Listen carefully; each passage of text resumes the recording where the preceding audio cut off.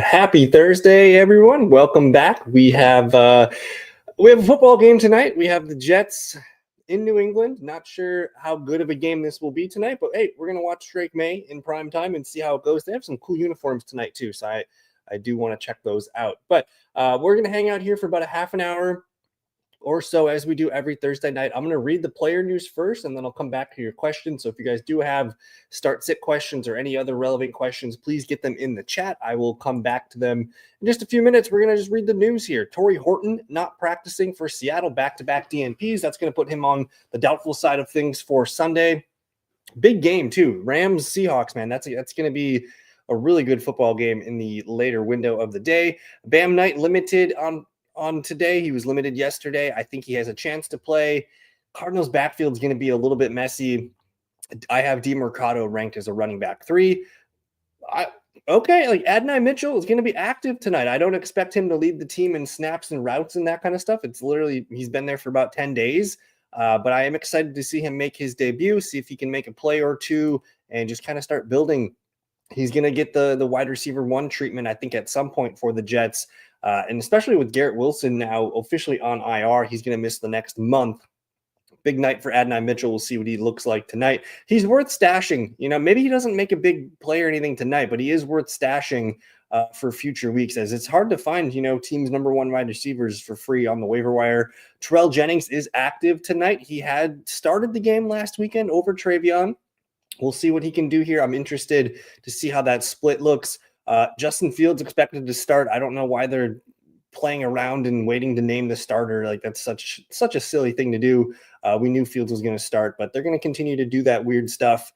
Ricky Pearsall will play officially. Great news from Kyle Shanahan here. And I believe Brock Purdy's been cleared as well. So huge boost for the 49ers, who have one of the softest schedules remaining. I think they're going to be a solid playoff team.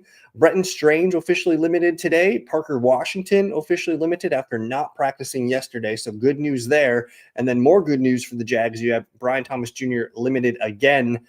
So not sure if Strange or Brian Thomas Jr. are going to play in week 11, but I do think Parker Washington will play. We're going to have to probably wait. Like, this is one of the early games on Sunday, so we should get clarity on this an hour and a half before kickoff, but we're watching the Jags' health pretty closely. Oronde Gadsden practicing in full. I expect him to play after his scare. There's the Brock Purdy news. We had a Geno Smith question last night. He's not on the injury report, so good news there. Lane Johnson practicing in full. No Pat Surtain. No J.K. Dobbins today. Tomorrow might be a big day. If they decide to put him on IR, that would be big news. So I think for now I have RJ Harvey ranked in my top 24 running backs. I don't have a strong feeling or take on him. I don't think he's a must-start player necessarily. It's a tough matchup, and Peyton tends to just monkey around with his rotations and things like that. So I do like Harvey. I think he's a solid running back to start this week. Again, it looks like Dobbins is not going to play. What else we got here? Calvin Ridley, back-to-back limiteds. Big one in Baltimore. Rashad Bateman and Justice Hill both not practicing. Lamar does fully practice today after that rest day yesterday. If you need a tight end for this weekend, maybe Isaiah Likely gets a little bit more run out there, more 2 tight end stuff for the Ravens with Bateman. And then, of course, Hill out. There's the Garrett Wilson news. Isaiah Pacheco not practicing today. So I'm expecting Kareem Hunt to get some work. Goal line back and primarily ball carrier. So I think Pacheco probably not playing this weekend. Matthew Golden was limited in practice today, so he's on track to playing on Sunday. This was a big one. Sam Laporta, back-to-back DNPs. They play Sunday Night Football, of course. So I think you need to have, if you have Sam Laporta, I think you need to have a backup plan just in case, because if he doesn't practice tomorrow, he's probably not playing. If he's limited tomorrow, he does have a chance to play. So big day for Laporta tomorrow. No Darius Slayton today either. Back-to-back DNPs. He's on the doubtful side of things, and it just sucks because we were going to get Jameis Winston in there, so we were going to probably like what we were going to get from Slayton and Wandale. But for now, no Slayton back-to-back days. Chris Godwin limited again. We'll see if he goes tomorrow. Bucky Irving limited. Not sure how to read this one though. He may or may not play. I don't have a good feeling on this one. Tomorrow will be a big day. Hopefully they don't rule him out tomorrow and they give him a chance to warm up. Khalil Shakir limited today. Dalton Kincaid misses today. We've been kind of speculating that Kincaid's going to miss probably 1 to 2 games at minimum. CJ Stroud ruled out with that concussion. I have a little bit of a concern there. Back-to-back games with the concussion is a little frustrating. What else do we have here? All right, and then we're into the Wednesday window. So there is your player news for the evening. I'm going to get into some of the questions here, and we're just going to hang out for a little bit, guys. And good evening to Sport Dog. We got the old 18 PPR Superflex League. We're using London and JMO as his receiver, and CMC and Warren as my running backs. We need 2 flex. You got Pickens, Vidal, Mark, Shakir, Shaheed, QJ, and Aaron Jones. Who would you use? I think I'm going with George Pickens here. Dallas is coming off a bye. They had the horrible news over the bye week. I think they're going to be playing pretty inspired football. I'm expecting Dallas to blow out the Raiders. I think that's going to be a pretty safe call. I think this game's in Dallas too. I could be mistaken there, but this is a matchup that looks really good for George Pickens. I like Vidal. I like Marks. Those are both safe plays. We do like Khalil Shakir as well. I'm not really interested in Shaheed yet. I think Aaron Jones and Quentin Johnson are fine, but George Pickens has been fantastic all year long. The Raiders are pretty bad against opponent wide receivers. Again, this one, I like the Cowboys matchup in this one. So I'm going to swing for the ceiling here with George Pickens. If I want the floor, I'm probably going to take Kamani Vidal, who's been looking really nice lately the last few games. They have a tough road game in Jacksonville. Jacksonville, somewhat stingy against running backs, but Vidal's been pretty productive. So if you want to take the safe points, I'm going with the running back Vidal. I also don't hate Woody Marks against Tennessee Titans. Not the best defense and probably going to be leading that game. So I'm going to say Pickens is your best opportunity. And good evening, Double Tap. Good evening to Kells. Would you start Travion or Jalen Warren? CMC's my running back 1. Also, would you start Jalen Warren over Jordan Love in Superflex? My QB1 is Hurts. Oh man, I'm probably gonna stick with the 2 QBs in the Superflex format. I think Travion Henderson. Man, it's tough to sit a guy that just broke off 2 huge touchdown runs last weekend, and now is lined up to get the start against one of the worst football teams in the league. I do expect Travion Henderson to get a good workload tonight. The Jets, middle of the road against the run. They've allowed a lot of receiving work to the running backs. I really do like Jalen Warren. Like, I have Warren ranked higher in my rankings. So the safe call is Warren RB2. You're going to get your 12 to 15 PPR points and call it good. If you want to shoot for the ceiling, though, I think you play Travion Henderson. So what you could do is you could lock in Henderson tonight in your running back 2 spot, and we can kind of kick this decision down the line. And basically, it's Jalen Warren versus Jordan Love later. I don't hate that, but I think I'm going to play Travion Henderson. I think that's what we're going to do. I'm going to play Travion Henderson RB2 and then Warren versus Love. I still think you're going to play Jordan Love. It's a great matchup for Jalen Warren, though. The worst team against the running back position. Oh, maybe we do that. Maybe we play both running backs. I'm leaning towards that being the answer. And good evening. Theo Johnson or Cade Otton? So I had a lot of Cade Otton questions last night. We were looking at a lot of stuff. This is the toughest matchup on paper for Cade Otton. Buffalo Bills here. Let me remove the comment. Buffalo Bills are number 1 against the tight end on the season. Under 6 PPR points per game. They've allowed 1 touchdown, only 23 catches in 9 games. So that's like an average of like 2.5 maybe at best per game to the tight end. So this is a very tough matchup for Cade Otton. This one's also in Buffalo. We'll see if Chris Godwin's back. That might take some steam off of Cade Otton. But I'm kind of leaning Theo Johnson here. And I adjusted my rankings today. I might have Cade Otton like 1 spot higher just because he's been more consistent. But, man, just gun to my head, I think I'm going to go Theo Johnson here. If Darius Slayton is indeed going to be out in this one, you can see I have Theo Johnson tight end 13, Cade Otton tight end 12. I think I'm going to lean with Theo Johnson here. The Packers against tight end here. 22nd, they're allowing 15 points per game to the tight end spot. I think I go Theo Johnson here.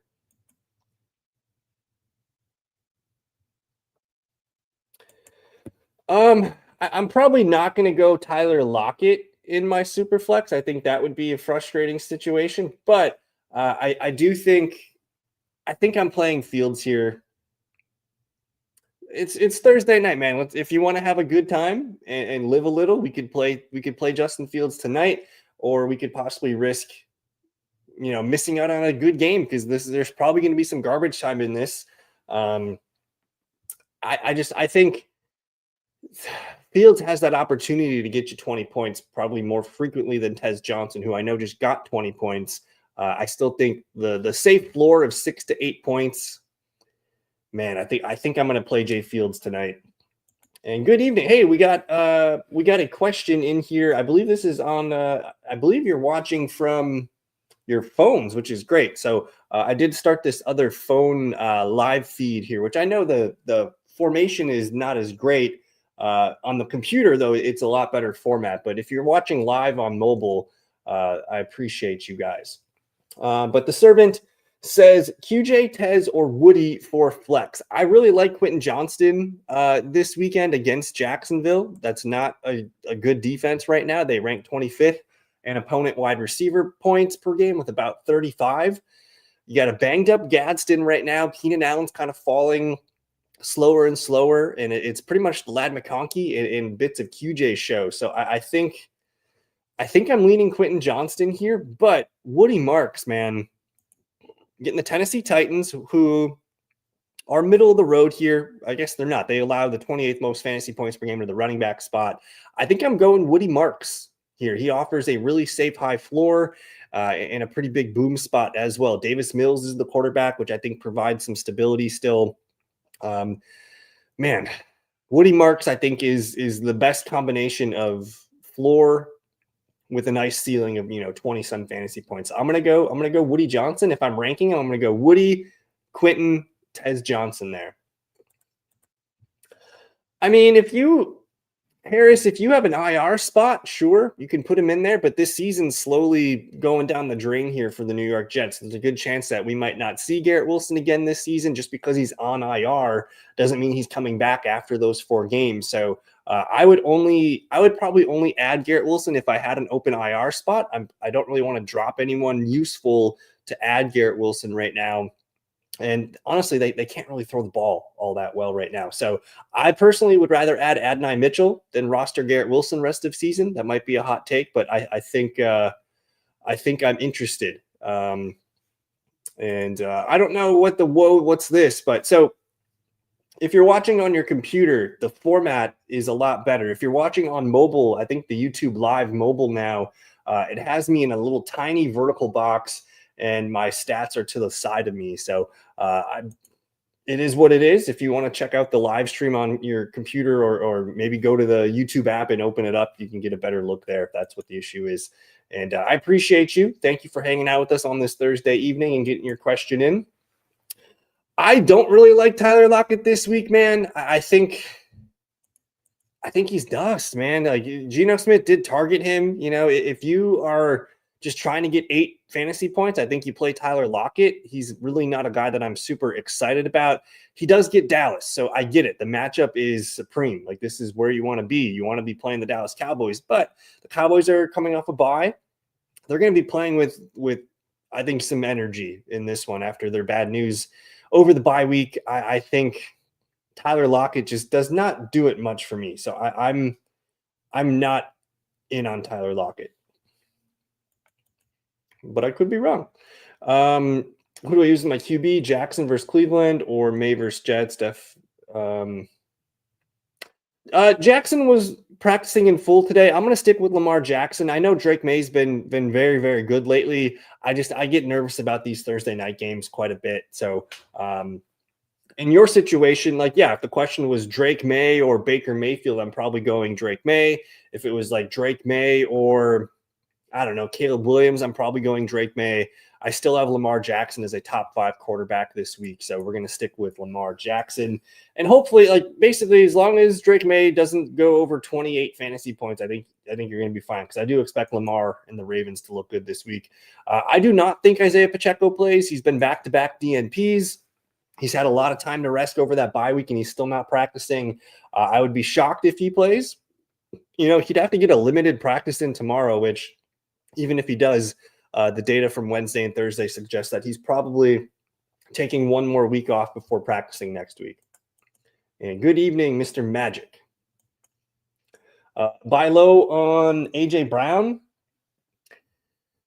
I'll say that I think it's worth inquiring and asking what that owner is feeling. If it's gonna, one of my good friends, Jesse, asked me like, what's the buy-in on AJ Brown right now? And I said I might prefer Alec Pierce over AJ Brown right now, rest of season.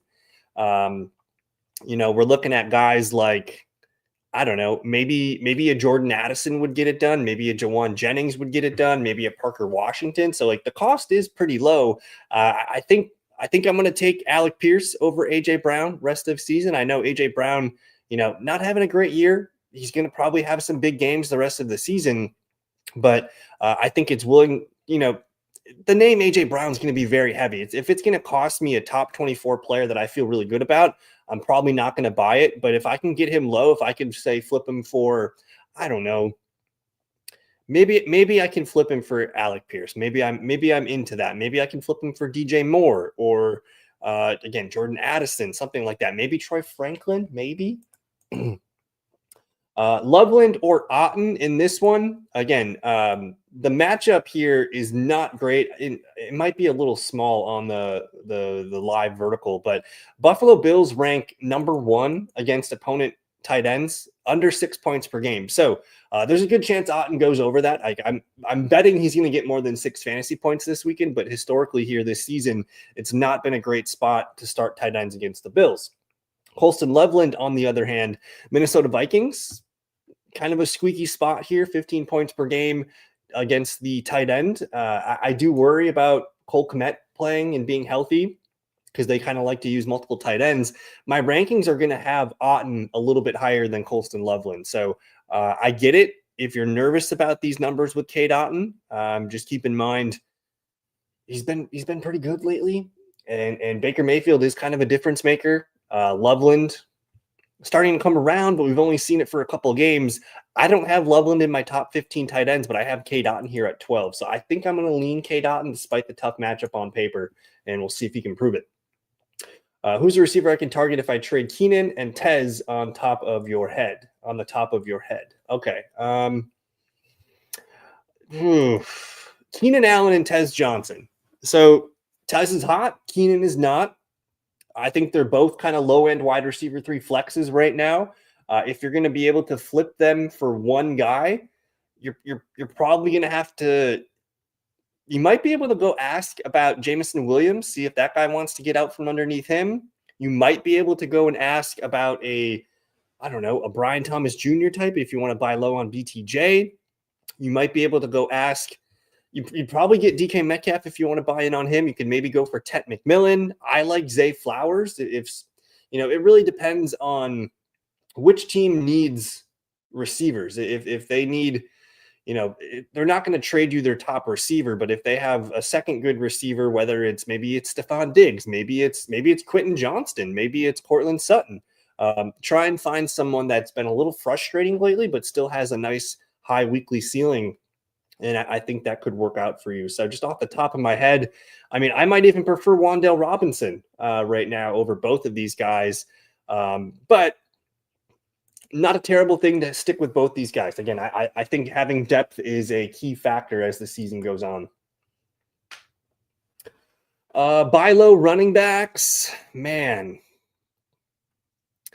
It's hard to buy running backs this time of year. You could try Quinshon Judkins. It's just the stink of the Browns on there. Alvin Kamara did look good last weekend. You can maybe talk about him. You could probably go talk to the RJ Harvey owner, but I don't know. We're going to get a reveal here on RJ Harvey this weekend. So this is probably a buying window opportunity on RJ Harvey. We're probably going to get Travion Henderson prices a lot higher tonight. I think Kenneth Walker is a good buy low. I think Woody Marks is a good buy low, even though he's kind of playing hot right now. other players here. You can go see Amari and Hampton, the Bucky Irving owner. If they need a running back now, like they might be willing to move on from whoever they have and just get some points now. So Hampton and Irving interest me. Bench pieces, maybe Aaron Jones. Like Aaron Jones has looked good the last couple games. I think he's an interesting buy low guy. And then maybe Tajay Spears as just another name there.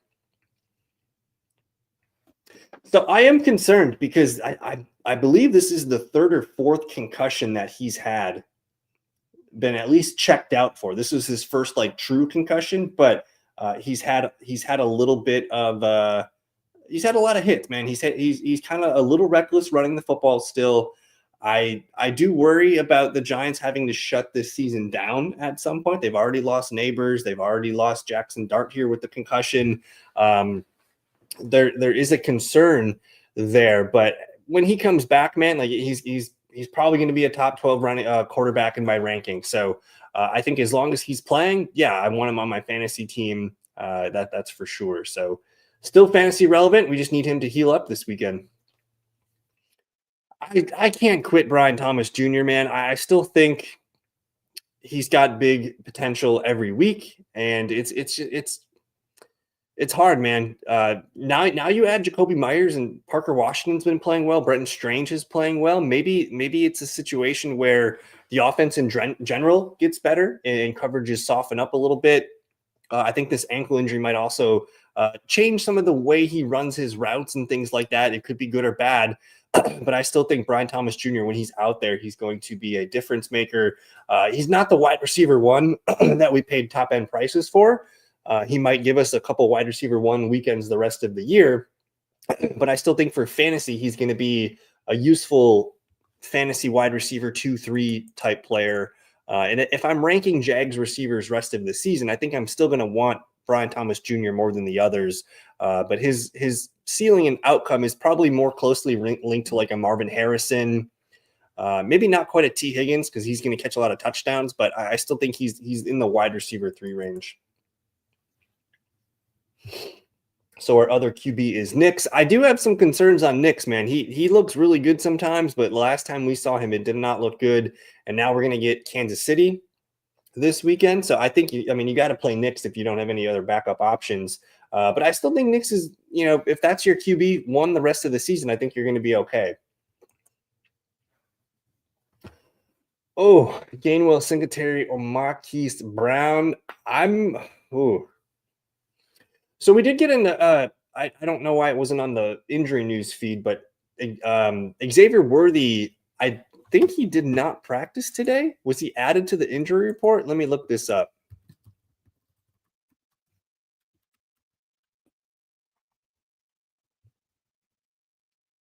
So he was limited today. If we get news that Worthy is trending towards not playing, I think I'll play Marquise Brown. Off the top of my head here, though, I'm probably going to play Devin Singletary in this one. Gainwell is still fine because he's going to catch 2-3 passes, but he's behind Jalen Warren. Singletary is at least splitting 50-50 time with Tyrone Tracy right now. So right now I'm going to say Singletary, but if Xavier Worthy is not practicing tomorrow and it's looking like he's not going to play, then we'll go Marquise Brown. What else we got here? In a redraft, start 8 PPR league. 1 QB, 2 running back, 2 receivers, 2 flex, 1 tight end. My QB is Nix, Dart. Running backs are Brown, Hendo, Marks, Judkins. A lot of rookies. CD, London, Tez, Keenan, Ridley, Kittle. Should I package to upgrade receiver, running back, or stay put? I'm usually in favor of staying put, but one of the best things you could do is to keep talking to your teammates or your league mates and seeing, is this guy available? Is that guy a player? Do you like this player? For me, you got Hendo, Marks, and Judkins. I want rookie running backs. I want rookie receivers like Tez Johnson as the season goes on. I don't know if Calvin Ridley's going to give you anything down the stretch here, but if you can shop Tez and Keenan and see what, even if you just have to do a 1-for-1 or something like that, but you have a good set of 4 running backs. I don't want to lose those. Running backs are the most valuable position as the season goes on, because when we know a guy is a bell cow back and getting all those touches, they're must-start players. Receivers, you got CD and London to hold the fort down. If we can try and find a way to upgrade wide receiver 3, but right now you're probably starting 4 running backs, which I think is fine. I think you can win with that. I'm going to continue to add players on my bench. I don't know if you have any bench spot opportunities down there, but you could go ask about Ricky Pearsall. That's another name that who was confirmed he's going to be playing this weekend. He's a buy low guy. You can maybe see if you can flip Tez Johnson for Ricky, or maybe even Keenan for Ricky, something like that. But I usually tend to stay put, just because when I have a lot of players that I like on my team, it's just one bad weekend and all of a sudden you have an injury to a running back and a receiver, and our depth is being tested. So I try to always talk to other teams and see who's on the block, basically. And basically I like to gauge interest, because a lot of times when I make a trade, it doesn't happen the minute I go and ask about a player. It's going to take a week or two of nudging and talking, and eventually it just kind of works out that way. So an 8 PPR league, man, that's a tough stacked league. I think what I do, I think I chill, man. You have the running backs. We just need to find a way to upgrade at wide receiver. But right now, Tez Johnson and Keenan Allen, Keenan not so much, but Tez Johnson is starting to perk up the right way and be a useful player for Tampa Bay. I know Mike Evans comes back at some point, so maybe if you're going to upgrade a spot, I think you're in the correct thinking with Tez and Keenan as the 2 guys that you could try and package for an upgrade. But anyways, what do we got here? I do have all the rankings and the start-sit charts available for members on the fantasyfellowship.com. Overall tonight, we don't really get a lot of primetime New England Patriots games, so enjoy that. Hopefully it's the Travion Henderson show. If everyone's starting Travion Henderson this week, I hope you guys get your touchdown. I hope you get your 100 yards all-purpose, and we can enjoy a nice big Travion Henderson breakout party. Justin Fields, we'll see what he can do. The Patriots are a really well put-together team. They play disciplined ball. They're still young, but they're well coached, that's for sure. It's probably going to be a struggle game for the Jets tonight. But who knows? Breece Hall and Justin Fields, man, they can make a lot of big plays. Not super excited about this Commanders-Dolphins game. Start your Dolphins, though, Achane and Waddle. Commanders, though, not necessarily must-start players at this time. Panthers-Falcons, and a NFC South battle here. I'm not sure what to think about this. But yeah, you're starting Rico, you're starting Bijan, London. That's pretty much the only locks. I think you can think about McMillan, Pitts, maybe even Algier. He might be worth it. I just picked up Jaden Reed to stash. Should I flip him with Keenan and Tez? That's really good news to hear, because I think Jaden Reed, when he comes back, man, he might step right back into a really nice fantasy role for this Packers offense, because they need something, and he's that one something that can provide a little bit with Tucker Kraft being gone, just his short area quickness and his run after the catch ability. So I wouldn't be looking to push Jaden Reed. I think you're in the right mold here. Keenan Allen's getting slow. He's slowing down. He's still a good player, but he's been losing trust for us the last couple of weeks. So Keenan and Tez, especially with Mike Evans coming back, I think those are the 2 guys. Even if you could just sell one of them and hold on to the other one, I think that's fine. But if you can package both, you're going to get Jaden Reed back at some point here. They have not opened up Reed's 21-day practice window. It sounds like it could happen next week. It sounds like it's maybe he's not playing until after Thanksgiving, but I do think we're going to see Jaden Reed out there playing soon. I did see a tweet today that he was working off to the side, working up a sweat. He looks like he's healthy and ready to start getting some limited practices in. So go pick up Jaden Reed. He's under 40% rostered in ESPN leagues. But that's going to do it for tonight, guys. We do have a football game on tonight. You guys can check out the fantasyfellowship.com membership starting at just $8 a month, or you guys can do the 2-week trial for $5. But I'm going to get out of here. Enjoy the game tonight, guys. I appreciate y'all hanging out with me on a Thursday evening. We'll see you guys Sunday morning, 10:30 a.m. Central Time. We'll hang out live and get you guys all the info you need and check in on that Madrid game. So thank you. Enjoy the game. Go Patriots. We'll see you guys soon. Peace.